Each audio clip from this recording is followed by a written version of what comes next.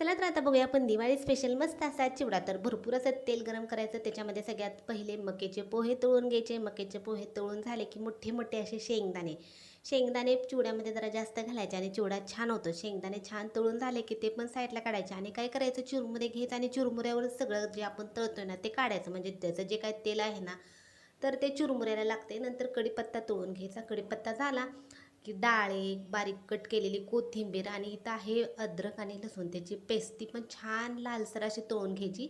आता इथं फोडणी तयार करतोय. फोडणीसाठी जिरे, मोहरी घालायची. नंतर भरपूर असा चिवडा मसाला, तांबडं तिखट, हळद आणि मीठ हे सगळं एकत्र मिक्स करायचं आणि नंतर जे आपण सगळं चुरमुऱ्यावर सगळं घातलं होतं ना तर त्या चुरमुऱ्यावर घालायचं.